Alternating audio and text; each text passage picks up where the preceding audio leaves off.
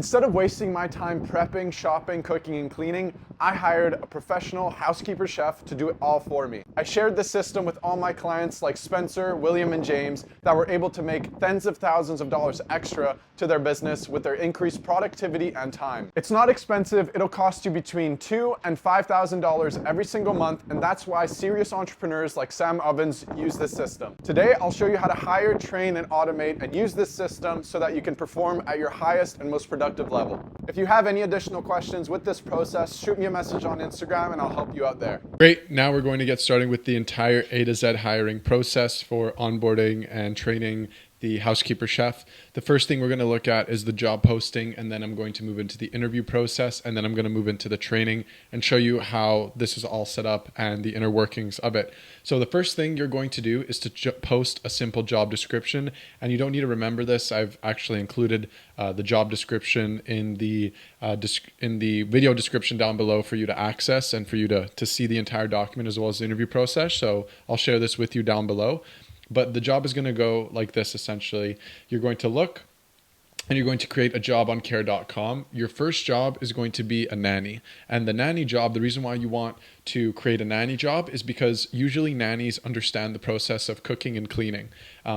You can find somebody that's good, that cleans. However, the cooking is the hardest part.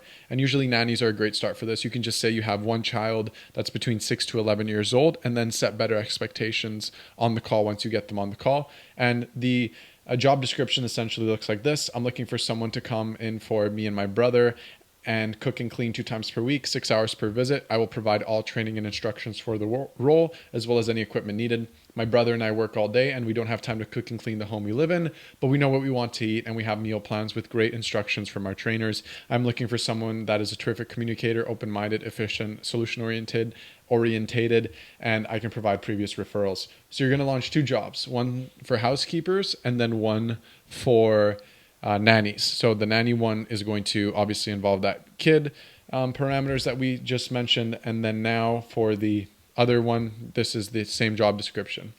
You're then going to do outreach, and you want to send it out to around 3 miles within the location. So you're going to click search for nannies, reoccurring babysitters within 3 miles. And then just adjust your pay rates. Usually we found that the pay rates are optimal between 20 to 27 per hour. You can even push it up to like 22 to 27 per hour. You definitely do want to have reviews as well as the background check solidified underneath the housekeeper that you're looking for. I wouldn't go with anyone young. You're looking for moms. These are the ones that thrive in this position. Anyone under the ages of 35 is not an ideal candidate for this position. You're looking for around 40 and above. So Sydney looks like a great person to contact. So I'll hit contact here, and then I'll fill in whenever I need care, etc. And then I'll click next, and then I'll message her. And the message that I'm going to send her is this message right here. You seem like a terrific fit for our position based on your experience. Can you give me a call as soon as you see this message for an online interview? Shoot me a message at your phone number. And remember, you're going to space out your phone number like this. So you're going to go 6, whatever, and then your phone number. And then that way care.com won't flag it as a message that is exceeding company policy.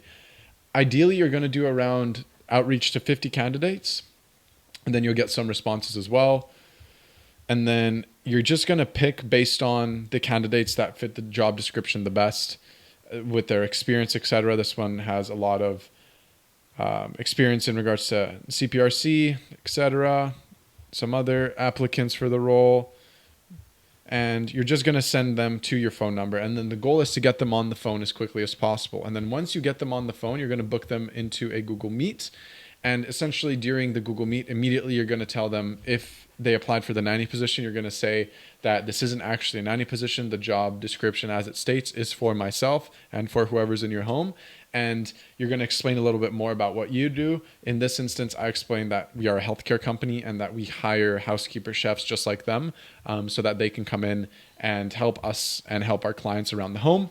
And I share a presentation on myself, my business partner, what we've done, as well as our top 5 Ironman in Canada, the coach that's behind the operation of hiring and training a housekeeper. So we obviously have the in-person team, the testing, the geneticist and doctor, and the data-derived protocols on the back end.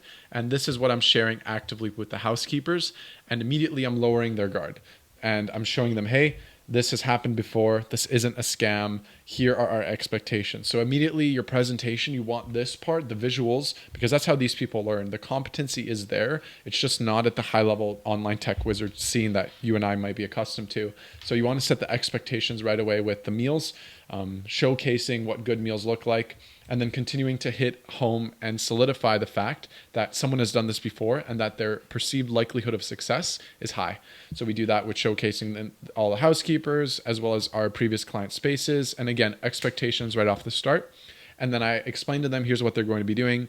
You're going to be shopping, cooking, cleaning, dropping clothes off, organizing, reporting, restocking, striving for a high quality of ingredients, love and efficiency. And love is emphasized because these are moms, right? They really function and fully understand the coherence when it comes down to love. And that one's read for a reason. I'll tell you in a second.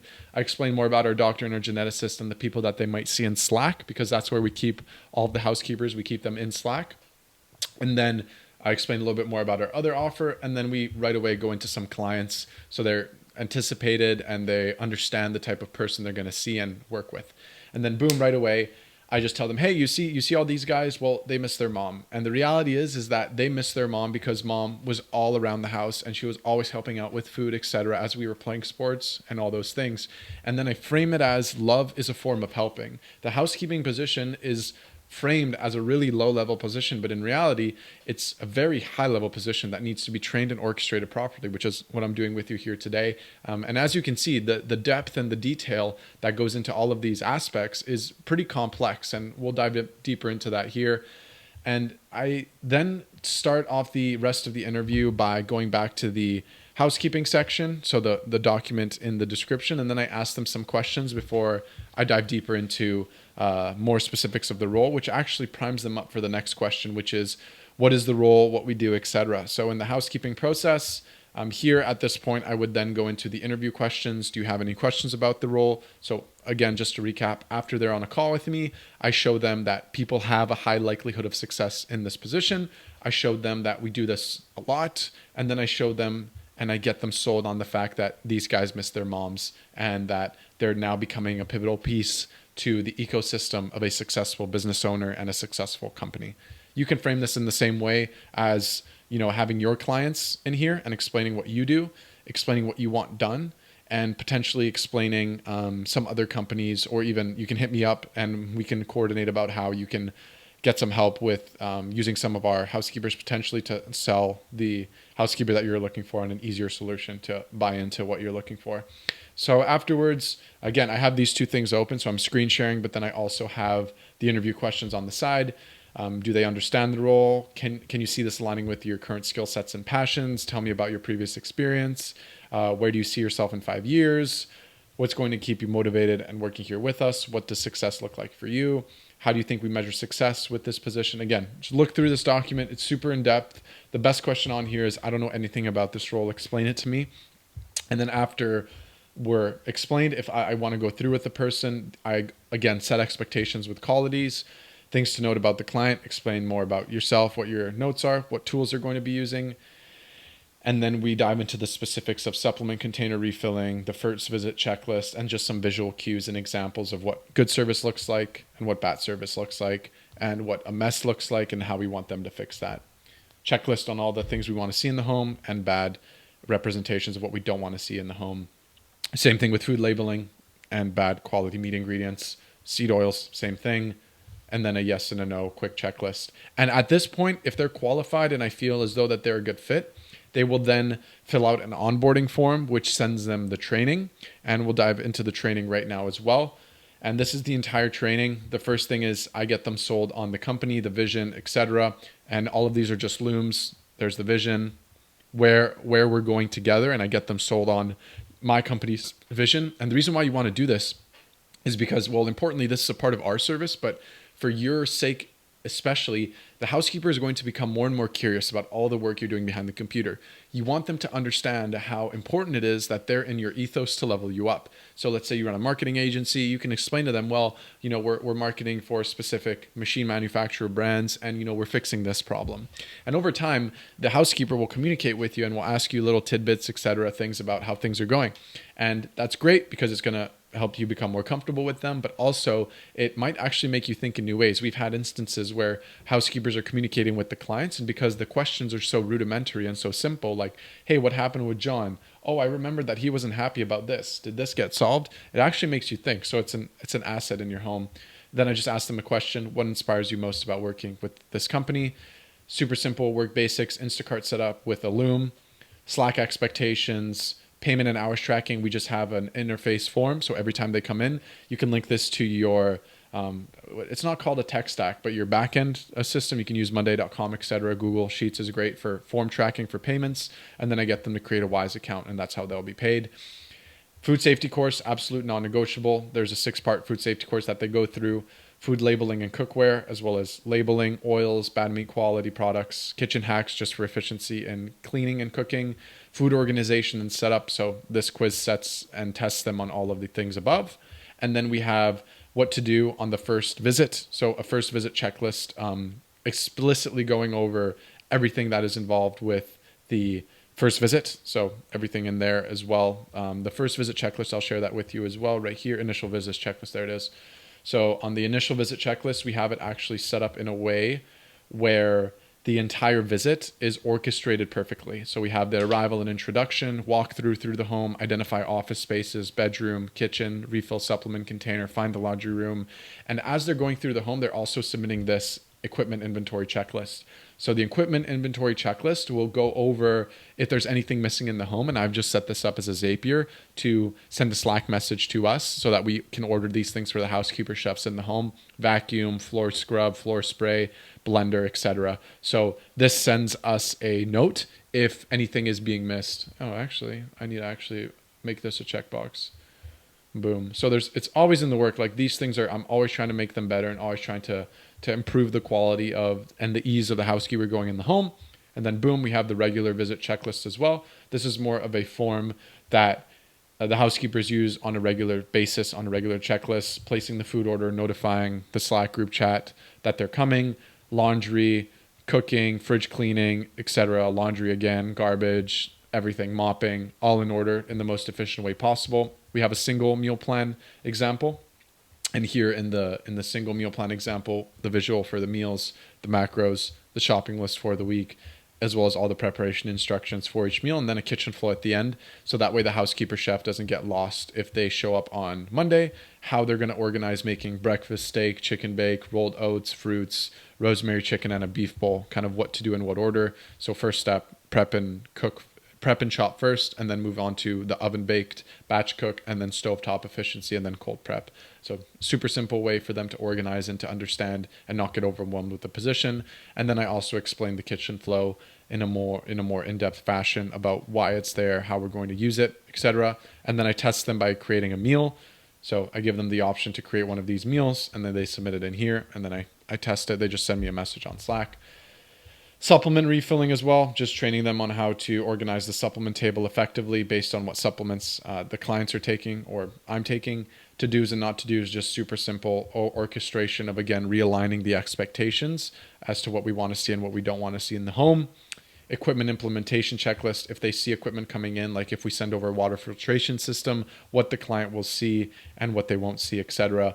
Massage gun, same thing. Scale, same thing. And then I just created this actually, and this is an expectations. So what we expect to be done every visit: 30-minute heads up before arriving. All the meals are done until the next visit. Some general laundry, general clean. The bed is made and neatly tidy. And then constantly gathering feedback from the client. How did the food taste? What would you move and add, etc. So example of a good end of day message as well. So just setting those expectations one last time before the final exam, which is just an exam that is based upon all of the questions above. And if you are seeing that here, for example, the submissions are low, we actually just moved to Google Classroom. Before, I just had all of these things in PDFs and it was a total nightmare. So having it all in Google Classroom now has helped tremendously. So just to recap so far, the biggest thing that you want to do is to outreach to as many housekeepers as possible. Find the right candidate, find somebody competent, find somebody that you vibe with and that you resonate with, and then get them on the phone ASAP. You want to get their phone numbers. If you're going to keep them on care, the response rate is terrible, and you don't want to be on care. You want to get out of care simply because they are they are eager to ban you if you are looking for somebody in this regard. And your job is to find the person, train them externally. That's the quickest thing. And then in regards to your visual representation, the biggest and most important aspect is to get them sold on your company, who you are, what you're doing, and reaffirm the fact that this has been done before. And again, you can hit me up for these assets if you're looking at hiring somebody like this. And I can share and give you some of our assets so that they can feel more reassurance. Or if you need help with hiring, let me know. But all of these assets, the first part is to essentially sell them on the company and the vision, and to see the fact that a lot of people do this. You can again show yourself, your family, or your clients and explain to them what you do, and then sell them on the mission of reigniting the flame that they have when they love being a mom. So by the ages of 40 to 60, maybe most of their kids have moved out, they're in college, etc., and they're still looking for that spark again.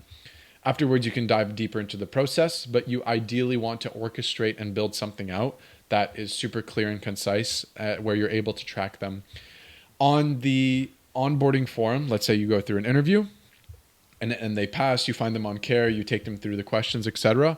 All I've set up for them to get this message, where was it, the classroom, is a simple onboarding form with Airtable that takes their information, their residency address for legal reasons, contract insurance, as well as a link to this. So they get onboarded on Slack with, after they fill in a form, you can use Google Forms as well, and then they get sent the Slack invite, and then afterwards they are all good to go and they are within your workspace. Now, in regards to what this actually looks like in Slack, I'll show you really quick here.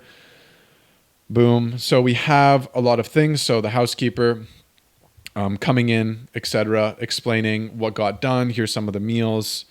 Boom, boom. There's the chicken bake. Again, super healthy and hearty versus what happened before she even arrived. Total mess in the home. And then she obviously cleaned everything up. So that looks great. And then just great communication all around. Meals. Hey, we're ordering these things because of the checklist that was submitted. And again, this checklist itself is done through Zapier. And then Zapier will send me messages. Is it going to load? Oh, there we go. Messages. And then boom, there's the inventory checklist that is needed.